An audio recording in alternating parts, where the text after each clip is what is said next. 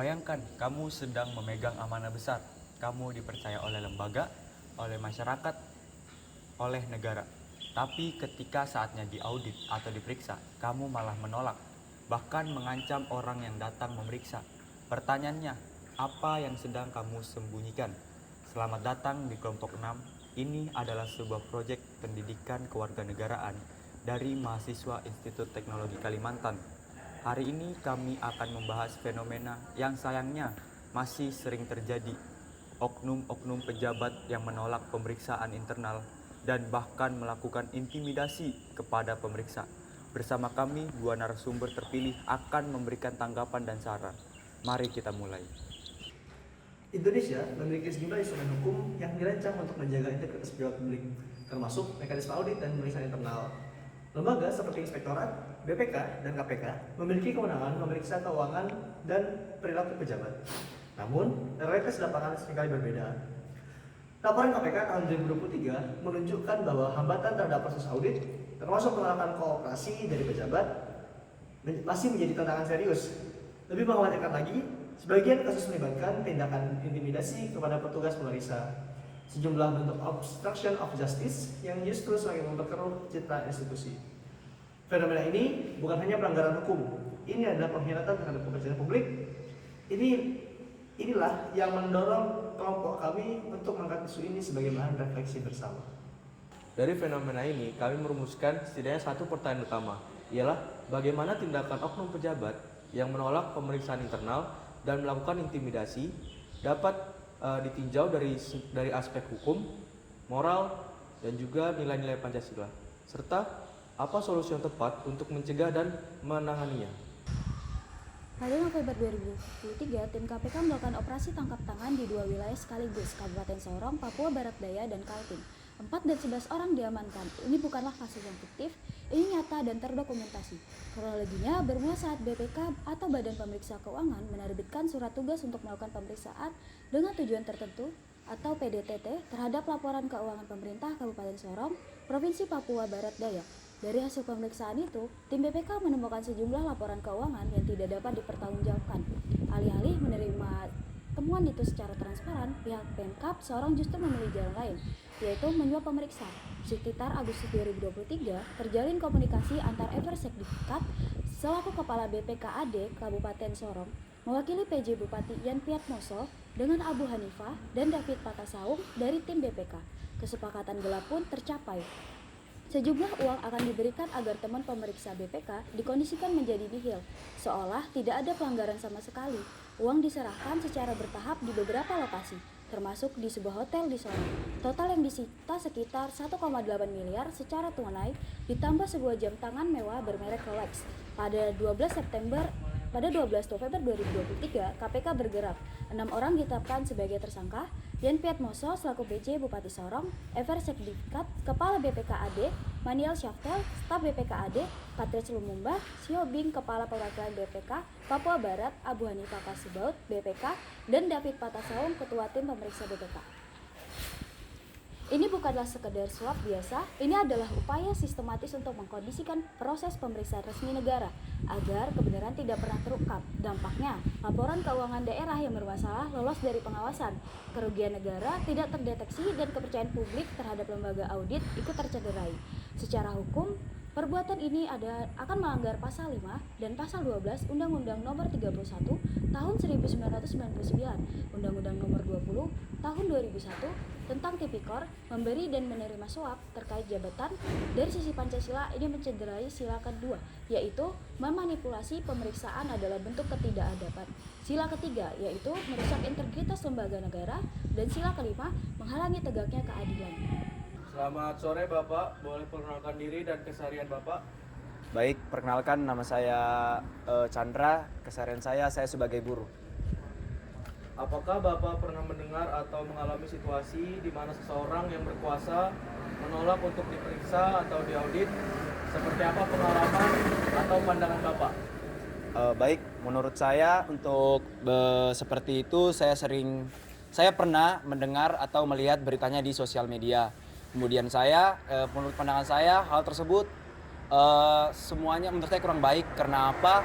karena kita semua di hadapan hukum itu sama, nggak ada memandang bulu ataupun memandang jabatan. Baik, menurut Bapak, mengapa ada orang yang menolak diperiksa padahal itu adalah prosedur resmi? Menurut saya, kenapa orang tersebut itu tidak mau diperiksa? Yang pertama, karena mungkin kesalahan dan kejahatannya akan diketahui. Padahal sebenarnya kalau mengikuti pemeriksaan secara resmi itu hanya memastikan pemeriksaan itu berjalan sesuai aturan apa enggak. Selanjutnya Bapak, kalau pejabat sampai mengintimidasi orang yang mau memeriksa atau melaporkan, apa dampaknya menurut Bapak bagi masyarakat umum seperti itu? Oke baik, mungkin dampak yang dirasakan oleh masyarakat yang pertama, masyarakat akan takut dan juga kepercayaan kepada pemerintah dan hukum akan menurun dari masyarakat itu sendiri. Apakah Bapak percaya bahwa hukum di Indonesia sudah cukup melindungi orang-orang yang mau melaporkan pelanggaran seperti ini? Kenapa? Baik, untuk saya sendiri, perlindungan sendiri itu sudah ada, hanya perlu ditingkatkan lagi sehingga pada saat masyarakat untuk melapor, itu masyarakat akan merasa aman. Selanjutnya, pesan atau harapan apa yang ingin Bapak sampaikan, khususnya kepada mahasiswa seperti kami, tentang pentingnya anti korupsi dan hukum yang berkeadilan? Baik, pesan yang ingin saya sampaikan kepada mahasiswa atau generasi muda saat ini, yang pertama, baiknya mahasiswa dapat bertanggung jawab dan juga dapat menjadi mahasiswa yang jujur dan juga bisa melakukan hal-hal yang positif dan juga membantu di lingkungan masyarakat. Baik, nama saya Raffisan Pratama dengan NIM 0325 dari mesin angkatan 2025. Saya sekarang semester 2. Dalam mata kuliah hukum yang kamu ambil, adakah materi yang membahas tentang integritas, korupsi, atau kewajiban warga negara terhadap hukum? Bisa ceritain sedikit? Ada tentunya seperti pada mata kuliah Pancasila, kemudian agama dan bahasa Indonesia itu membahas beberapa rangkaian yang disebutkan tadi. Selanjutnya nih, menurutmu apa yang mendorong seseorang bahkan yang punya jabatan untuk melakukan korupsi atau dari pengawasan? Kalau menurut saya hal tersebut bisa terjadi karena seseorang tersebut merasa memiliki kekuasaan dan juga memiliki sehingga merasa tidak takut akan hal-hal tersebut apabila melanggar seperti itu. Kalau dilihat dari nilai-nilai Pancasila atau nilai agama, tindakan menolak pemeriksaan dan mengintimidasi orang lain itu melanggar apa saja menurut kamu? Kalau menurut saya hal tersebut bisa melanggar Pancasila sih, seperti sila ketiga dan sila keempat, di mana seseorang tersebut dilarang atau dibatasi pendapatnya sehingga bisa melanggar ke sila keempat. Sedangkan mengenai penolakan untuk pemeriksaan itu bisa melanggar ke sila ketiga karena pada sila ketiga kita dituntut untuk saling terbuka satu sama lain dan memiliki transparansi. Apabila menolak pemeriksaan berarti seseorang tersebut menolak akan transparansi tersebut dan tidak adil bagi masyarakatnya. Sebagai mahasiswa, apakah kamu pernah melihat atau merasakan sendiri budaya yang mendukung atau justru menentang korupsi di lingkungan sekitar? Seperti apa? Kalau saya pernah melihat budaya yang mendukung sih, seperti pada pendaftaran suatu satuan atau apabila ingin masuk ke suatu organisasi ataupun entah itu akademik, pendidikan seperti itu bisa atau sudah banyak budayanya yang mendukung hal-hal tersebut dan dijadikan hal-hal lumrah seperti itu. Apa peran konkret yang bisa dilakukan mahasiswa untuk mendorong budaya anti korupsi, baik di kampus maupun di masyarakat? Kalau bagi saya, kita bisa untuk lebih menegaskan mengenai peraturan-peraturan yang tertera, seperti meningkatkan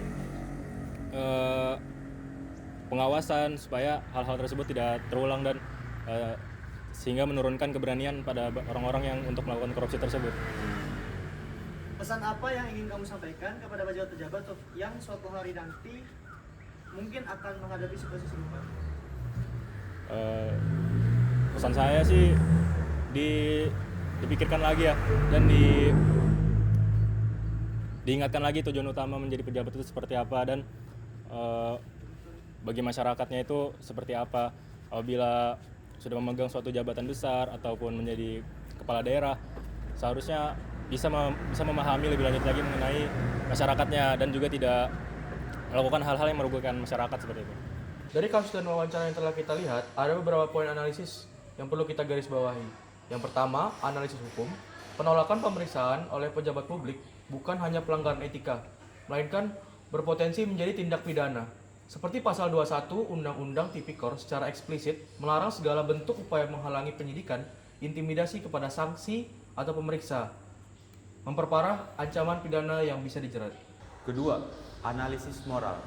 Seorang pejabat memegang mandat kepercayaan publik.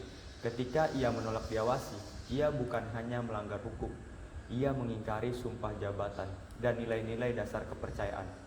Dalam perspektif etika deontologis, kewajiban moral seorang pejabat adalah kooperatif terhadap pengawasan demi kebaikan bersama.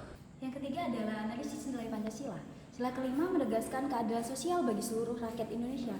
Tanpa akuntabilitas, keadilan sosial hanyalah slogan. Pengawasan internal adalah mekanisme yang memastikan nilai-nilai Pancasila bukan sekedar tertulis, tapi hidup dalam tata kelola negara. Yang terakhir, rekomendasi solusi. Yang pertama ada penguatan regulasi. Perjelas sanksi terhadap obstruction of audit dalam revisi UU Tipikor. Yang kedua, sistem laporan aman. Whistleblower protection yang efektif agar saksi berani berbicara. Ketiga, pendidikan integritas. Internalisasi nilai-nilai anti korupsi sejak pendidikan dasar hingga perguruan tinggi. Yang keempat, peran masyarakat. Partisipasi aktif dalam mengawasi dan melaporkan dugaan pelanggaran melalui platform seperti lapor atau website KPK. Dan yang terakhir adalah peran mahasiswa menjadi agen perubahan dan menyebar nilai kejujuran di lingkungan sekitarnya. Dari apa yang kita bahas hari ini, satu hal yang jelas, korupsi bukan hanya tentang uang yang dicuri, korupsi juga tentang kekuasaan yang disalahgunakan untuk menutup kebenaran. Menolak diperiksa dan mengintimidasi pemeriksa adalah bentuk korupsi terhadap sistem pengawasan itu sendiri. Kita semua punya peran. Sebagai mahasiswa, kita bukan hanya penerus bangsa. Kita adalah pengawal integritas bangsa. Mulai dari lingkungan terkecil kita, kampus, keluarga, komunitas. Jangan biarkan budaya diam menjadi budaya kita. Adapun slogannya, berani jujur, berani melaporkan, berani berubah. Karena Indonesia yang adil dimulai dari diri kita.